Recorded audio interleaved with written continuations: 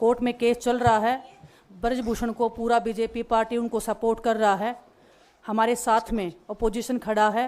Congress party ने हम जब रोड पे घिसट रहे थे तो पहली पार्टी थी जो हमारे सपोर्ट में खड़ी थी। जो लड़ाई थी वो जारी है, ख़त्म नहीं हुई है।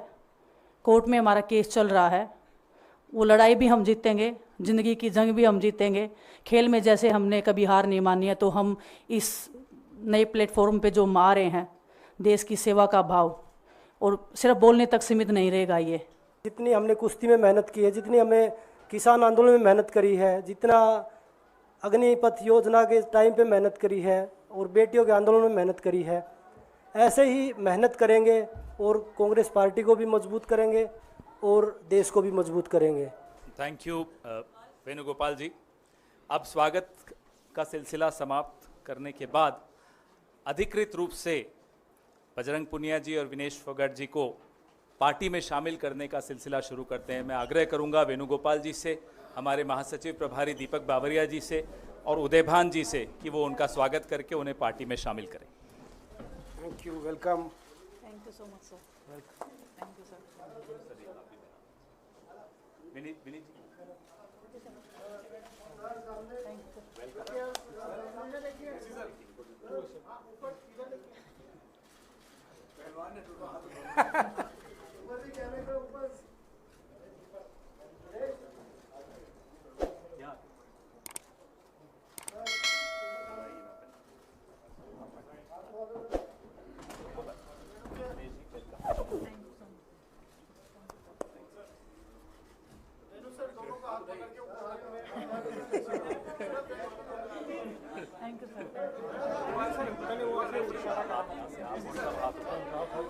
Okay, thank you.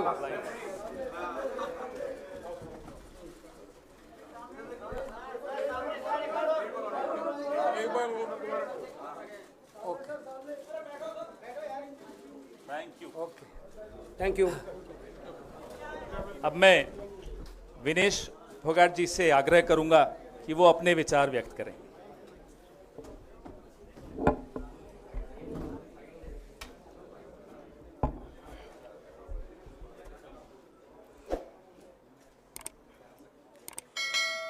सबसे पहले तो मैं पूरे देशवासियों का बहुत बहुत धन्यवाद कहना चाहती हूँ, आप मीडिया पर्सन्स का भी, क्योंकि आप लोग ही हम लोगों को इतना through out the journey wrestling में आपने सपोर्ट किया है। तो मैं उम्मीद करती हूँ कि मैं आपकी उम्मीदों पे खरा उतरूँ बिल्कुल। और कांग्रेस पार्टी का मैं बहुत बहुत धन्यवाद करती हूँ, क्योंकि जब बोलते हैं ना कि बुरे टाइम में पता लगता है कि अपना कौन है। जब हम रोड पे घसीटे जा रहे थे तो छोड़ के बीजेपी को देश में जितनी भी पार्टियां हैं वो हमारे साथ में थी, हमारे दर्द को समझ पा रही थी, हमारे आंसुओं को समझ पा रही थी। मैं बहुत प्राउड फील कर रही हूँ कि मैं एक ऐसी पार्टी में, एक ऐसी विचारधारा में हूँ जो महिलाओं के साथ हो रहा अन्याय और उनके साथ बुरे बर्ताव के खिलाफ खड़ी है। वो लड़ाई लड़ने के तैयार है, सड़क से लेकर संसद तक। और मैं विश्वास दिलाती हूँ पूरे देशवासियों को कि जो मेहनत, जो लगन से हमने रेसलिंग में काम किया है, हम चाहते हैं कि देश के हर एक नागरिक को जो दर्द, जो तकलीफ़ हमने झेली है, खासकर महिलाओं के लिए, हर एक उस महिला के साथ में हम खड़े हैं जो अपने आप को लाचार, अपने आप को बेबस समझती है। रेसलिंग में मैंने पूरा कोशिश किया कि मैं जितनी भी महिलाओं को, छोटी बच्चियों को इंस्पायर कर सकती हूँ। मैं चाहती तो मैं जंतर मंतर पे रेसलिंग छोड़ सकती थी, और सभी लोग भी मान रहे थे, पूरा देश इस चीज़ पर विश्वास कर रहा था, क्योंकि बीजेपी आईटी सेल ने उस चीज़ को साबित करने की कोशिश की थी कि हम चले हुए कारतूस हैं, हम ख़त्म हो गए हैं, हम पॉलिटिक्स कर रहे हैं। उन्होंने बोला मैं नेशनल नहीं खेलना चाहती, मैंने नेशनल चैम्पियनशिप खेला। उन्होंने बोला ये ट्रायल्स दे के नहीं जाना चाहते, मैंने ट्रायल्स भी दिया। उन्होंने बोला कि ओलंपिक्स लेवल तक नहीं जाना चाहते, मैं ओलंपिक्स में गई, मैं फाइनल्स में गई। अनफॉर्चुनेटली परमात्मा को कोई और चीज़ मंजूर होगी। एक चीज़ मुझे पता है कि जब मेहनत आप करते हो तो ज़रूरी नहीं कि आपको उसी दिशा में मिले, कई बार दूसरी चीज़ों में भी आपको वो फल मिल जाता है। और परमात्मा ने मुझे मेरे देश के लोगों की सेवा करने का जो मौका दिया है, वो मैं मानती हूँ कि उससे बड़ा पुण्य का काम कोई नहीं हो सकता है। मेरे लिए बहुत प्राउड की बात है। एक मैं नई पारी की शुरुआत कर रही हूँ आज से। मैं चाहती हूँ कि जो हमने फेस किया एज ए खिलाड़ी होने के नाते, उन सब खिलाड़ियों को वो चीज़ ना फेस करनी पड़े। हम उनकी लड़ाई में साथ हैं। शायद उनको आज हिम्मत मिले कि जो पार्टियां पावर में रहती हैं शायद वो साथ में नहीं खड़ी हो, लेकिन उनके बहन भाई हैं जो उनके साथ में खड़े हैं। और उन्हें पता है स्पोर्ट्स में कितना गलत होता आया है, नहीं बोल पाते हैं खिलाड़ी। आप हमसे देख लो, बजरंग के ऊपर डोप का बैन लगा दिया 4 साल का, सिर्फ किसी लिए कि सिर्फ उन्होंने आवाज़ उठाई थी हमारे साथ बैठ के। तो उसका भुगतान हम कर रहे हैं, आज तक कर रहे हैं, लेकिन हम डरेंगे नहीं, पीछे नहीं हटेंगे। जो लड़ाई थी वो जारी है, ख़त्म नहीं हुई है। कोर्ट में हमारा केस चल रहा है, वो लड़ाई भी हम जीतेंगे, ज़िंदगी की जंग भी हम जीतेंगे। खेल में जैसे हमने कभी हार नहीं मानी है, तो हम इस नए प्लेटफॉर्म पे जो आ रहे हैं, देश की सेवा का भाव, और सिर्फ बोलने तक सीमित नहीं रहेगा। ये हम दिल से हमने खेल किया है और दिल से हम ये काम करेंगे, जी जान से मेहनत करेंगे, अपने लोगों के बीच में रहेंगे। जो भी हम अपने लोगों का भला कर सकते हैं, चाहे कितना ही % हमारे हाथ में होगा, वो हम करने की कोशिश करेंगे। और मैं अपनी बहनों को बताना चाहती हूँ कि आपकी बहन आपके साथ में है। किसी भी मुसीबत में, किसी भी पल, किसी भी क्षण आप ऐसे मत समझना कोई भी आपके साथ में नहीं है। जब कोई नहीं खड़ा होगा तो मैं आपके साथ में ज़रूर खड़ी रहूँगी, कांग्रेस पार्टी आपके साथ में ज़रूर खड़ी रहेगी। ये हमने फील किया था और मैं वादे से कह सकती हूँ, दावे से कह सकती हूँ कि बिल्कुल आपके साथ भी खड़े रहेंगे। बहुत बहुत धन्यवाद आप सबका। धन्यवाद दिनेश जी। मैं बजरंग पुनिया जी से आग्रह करूंगा कि वो अपने विचार आपके सामने रखें। सभी को नमस्कार। और मैं धन्यवाद दूंगा केसी जी का, हरियाणा के प्रभारी हमारे दीपक बावरिया जी का, अध्यक्ष हमारे उदयपान जी का, पवन खेड़ा जी का और विनीत पुनिया जी का, और जितने भी कांग्रेस के हमारे लीडर हैं उन सब का, कि हमें विनेश ने बताया कि बुरे समय में हमारे साथ खड़े हुए। जो आज बीजेपी की IT सेल बोल रही है कि इनका मकसद तो सिर्फ राजनीति करना था, हमने तो उनको लेटर भेजा था, वो जब भी नहीं आए। हमने तो बीजेपी के जो सांसद थी, जितनी भी महिला सांसद थी, उनके घर पे लेटर दिया था, वो फिर भी उन बच्चियों के साथ नहीं खड़े हो पाए। कांग्रेस पार्टी तो बिना कुछ हमने इनको बताया ये वहाँ पे हमारे साथ खड़े हुए। तो देश की बेटियों की जो आवाज़ उठाई उसका भुगतान हम कर रहे हैं। लेकिन ये चीज़ हमें पता लगी कि जो अत्याचार बेटियों पे हुआ जंतर मंतर पे, उसके साथ सिर्फ बीजेपी पार्टी खड़ी हुई और सभी पार्टी हमारे साथ खड़ी थी।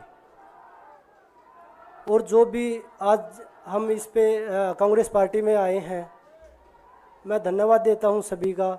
हम अपनी पूरी मेहनत, जितनी हमने कुश्ती में मेहनत की है, जितनी हमें किसान आंदोलन में मेहनत करी है, जितना अग्निपथ योजना के टाइम पे मेहनत करी है और बेटियों के आंदोलन में मेहनत करी है, ऐसे ही मेहनत करेंगे और कांग्रेस पार्टी को भी मजबूत करेंगे और देश को भी मजबूत करेंगे।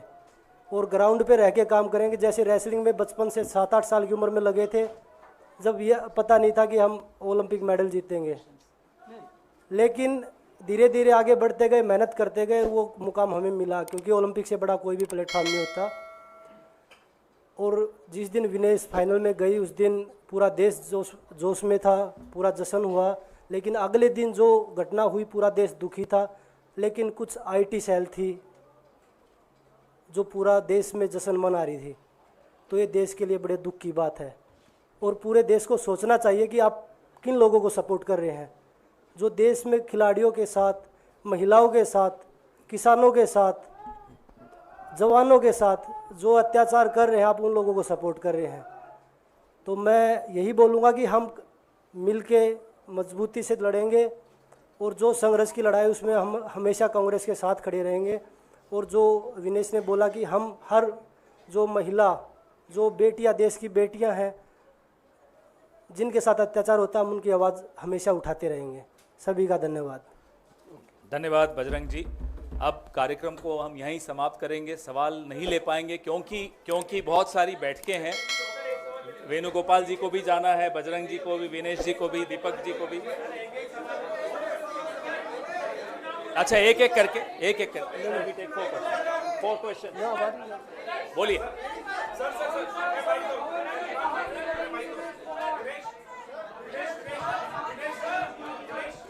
अगर ऐसे होगा तो कोई सवाल नहीं पूछ पाएंगे। मैं सवाल ले रहा हूं सवाल, ठीक है, ले रहा हूं। अगर आप चाहते हैं सवाल लें तो जब शांति रखेंगे तभी सवाल ले पाएंगे। विनेश, जब चूंकि ओलंपिक फाइनल के बाद आप पहली बार मीडिया के सामने मुखातिब है, मेरा ख्याल है जिस तरीके से ओवरवेट होने के कारण आप बाहर हुई, कांग्रेस ने आरोप लगाया, कई लोगों ने आरोप लगाया कि आपके साथ साजिश की गई चूंकि आप लोगों ने आंदोलन किया था।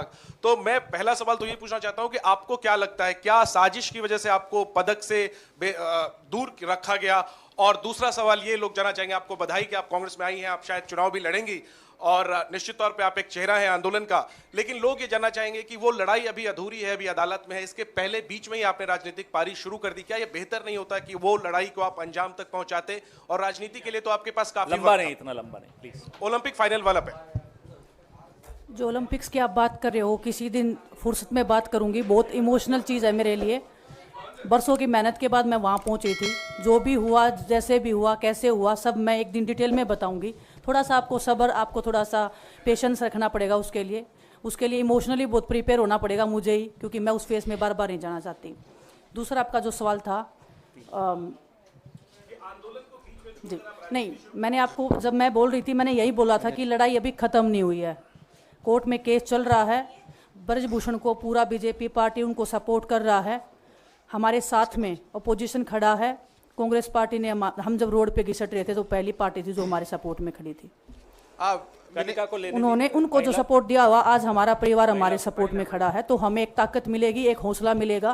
क्योंकि आपको पता, इतनी बड़ी लड़ाई बिना हौसले के, बिना ताकत के नहीं लड़ी जाती है।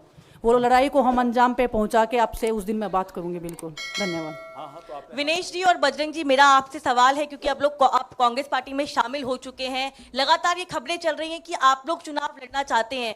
क्या आप लोग कांग्रेस पार्टी की टिकटों पे चुनाव लड़ना चाहते हैं? और क्या विनेश जी, आप अपनी चुनावी पारी की शुरुआत इस चुनाव से करेंगी? अब कांग्रेस में आई है तो फिर और किसी टिकट पे थोड़ा ही जाएंगे। कांग्रेस पार्टी टिकट सीईसी में डिसाइड करना चाहिए। आ रहा है माइक वहाँ। पवन जी, एक सवाल इधर से। पवन जी, आ रहा है, वहाँ भी आ रहा है। अरे पूछ रहे हो विनेश जी, 2 सीट आगे जो कयास लग रहे हैं वो 2 सीटों पर लग रहे हैं, एक जुलाना और एक चरखी दादरी। विनेश जी, अगर इन 2 सीटों में से ये सवाल आपको शाम को, कल जब भी टिकट्स आएंगे तब कर लीजिएगा। विनेश जी, मायका या ससुराल, किसको चुनेंगे आप? हाँ? मायका या ससुराल, दोनों सीटें आपके लिए कही जा रही है। दोनों एक मेरी जन्मभूमि है, एक मेरी कर्मभूमि है, दोनों मेरे लिए Thank you. बहुत जरूरी है।